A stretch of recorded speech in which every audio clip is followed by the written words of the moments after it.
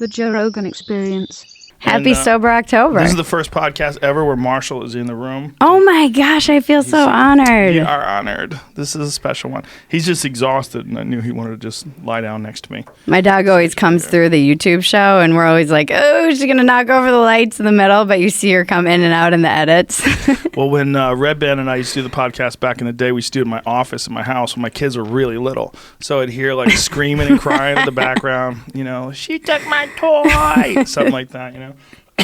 So, thanks for doing this. Thank you. How's Sober October going? It's great. I want to thank you for doing that. Why is that? Because it creates a community, and it's super cool for people to just have that month of clarity. I just think it's really cool. I'm grateful. It's my sober birthday in October, so It's like how many years? 6 years. That's a lot. No, that's insane. You said weed's the hardest part? Yeah, weed is. Are you sure you need to be sober from weed?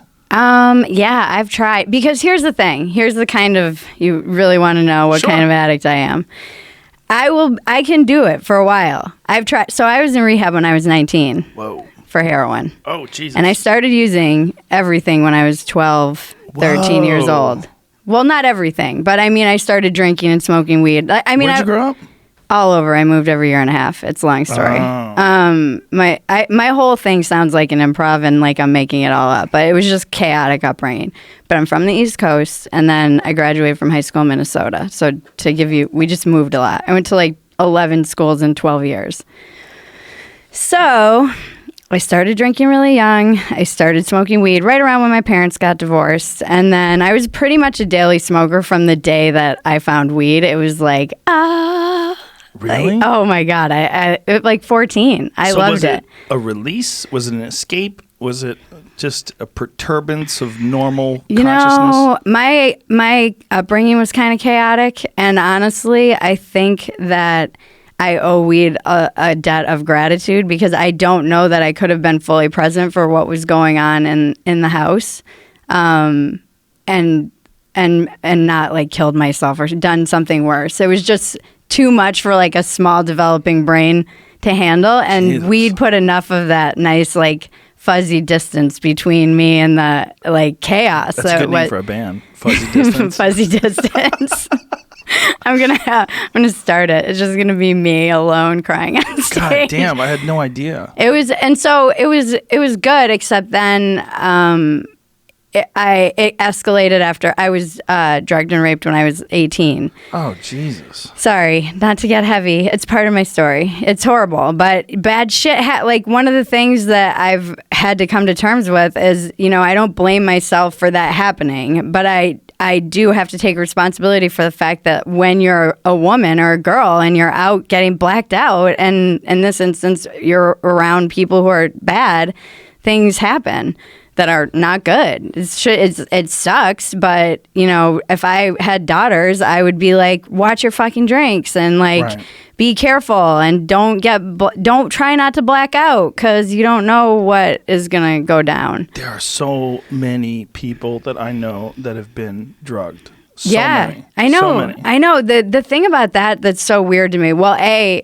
try to make light of everything because I have to in order to survive. Well, you're a comedian. And I'm from the East Coast. It's just how I handle shit. Like my family's from Rhode Island. My dad's one of 10. It was a roast battle growing up. You know, like if you were the sensitive one, they're like, "Oh, you're gonna cry about it." Yeah. You couldn't survive. You had to just be like on top of it. That is Rhode Island, Boston, Connecticut. You can't. You're getting roasted, and you either keep up or you're like you're out. You're the loser in the family, and you're drinking too. Obviously. Oh, for sure, heavily. So I unfortunately was like, if you're gonna do that, like use enough to make sure that I don't come to in the middle of it. Like, don't be an amateur, bro. Like, because I have memories of it and kind of came too. So it was like, I would have preferred just the nothingness of, you know, it being launched, like stuck in my subconscious, I think. So what was the whole Cosby situation like for you then when that was revealed? I wrote a whole thing about it because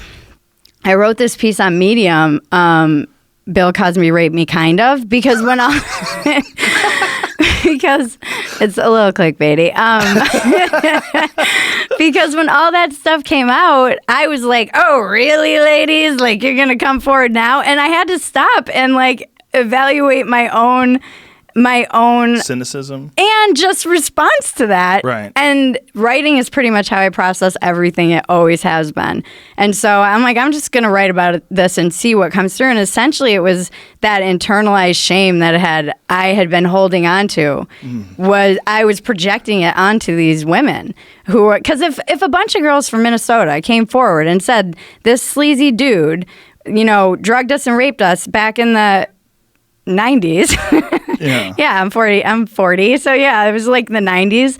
I would come forward and support them in support of that if it was the person who did it to me. I wouldn't be like, come on, ladies, it's a little late for this now. Right. But that was my kind of gut instinct. Why do you think that was? Like I said, I think it's internalized shame. I think I had not forgiven the girl in me, the young girl in me who blamed myself. I didn't tell anyone when it happened. I woke up and I'm lucky I'm not dead. I'm lucky I made it to get sober 6 years ago when I look at how my trajectory was. And so I ended up kind of coming to, and the weird thing about roofies is that you don't really remember. So I thanked the guy for having it. It was like, oh, thanks for letting us crash in this place I didn't even mean to crash at. And I think, and then things started coming back, and one of my friends, I think something happened to her too. And it's crazy I'm telling this story just based on what happened last week. So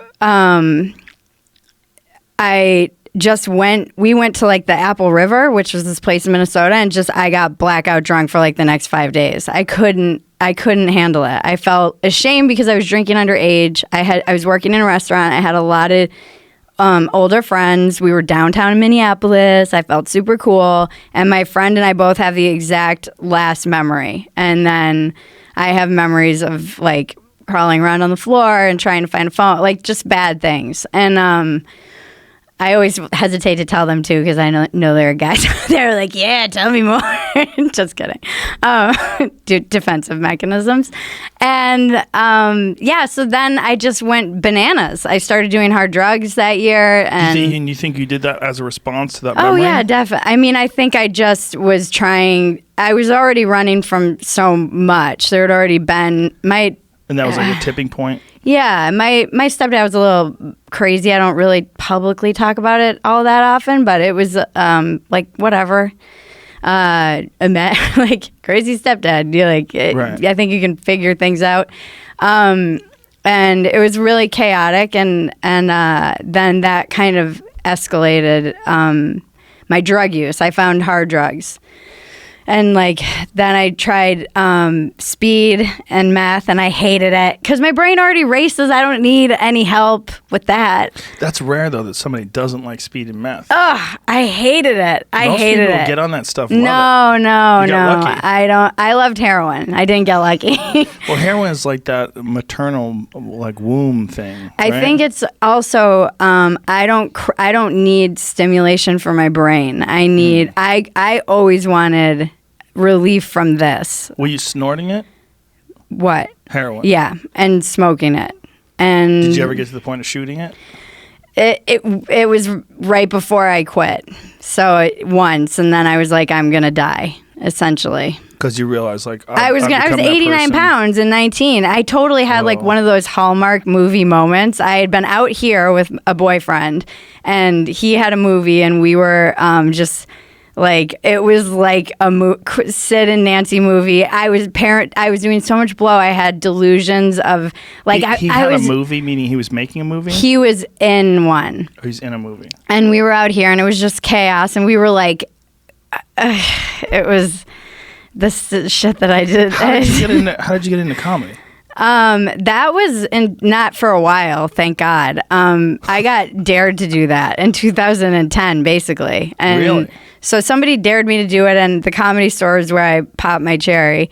And it was on one of those bringer shows, and it was an absolute shit show. Every fucking stereotype that you ever heard. People were doing blow in the green room, and like everybody, it was like, oh, you were in the belly room then? No, it was on the main stage, but it was one of those like really? it was in like the years before the resurgence. Oh, that's when I was gone. Yeah, you weren't around from 2007. Yeah. So you got there in the darkest days. Oh, it was fucking dark. They say the darkest days were like 2007 to like 2012.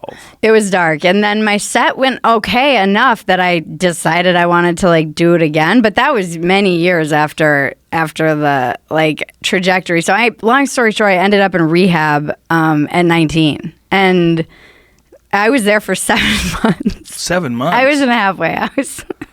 So you were arrested? No, I put myself in a halfway house, but it was like... How does that work?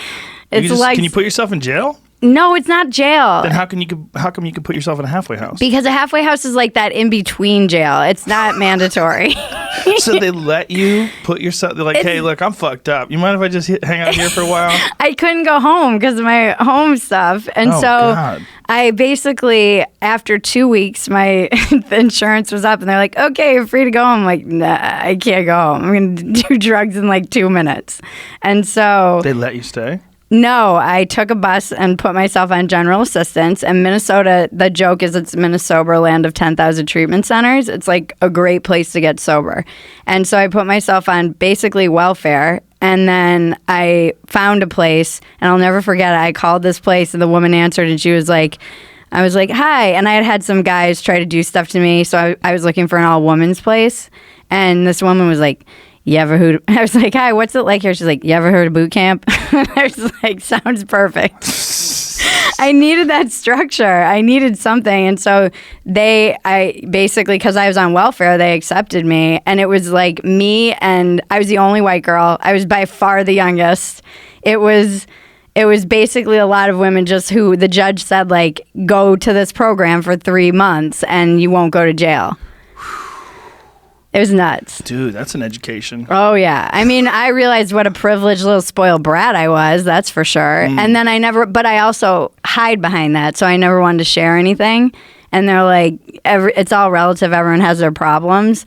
And I'm like, yeah, but these stories versus mine, they're not, it's not, I feel like I just had too much. And like, so your stories you couldn't even share. And then I started sharing them, and they're like, damn, white people are fucked up. And that was when I learned it was really an early lesson in like all this intersectional bullshit. It was a very early lesson for me that like it doesn't matter. It does not matter what color your skin is, what like when you're an addict or when you're at rock bottom or we're all humans just at like fucked up trying to get out of our own way. Yeah. And so that was an interesting experience, and then I got in my car and moved to LA.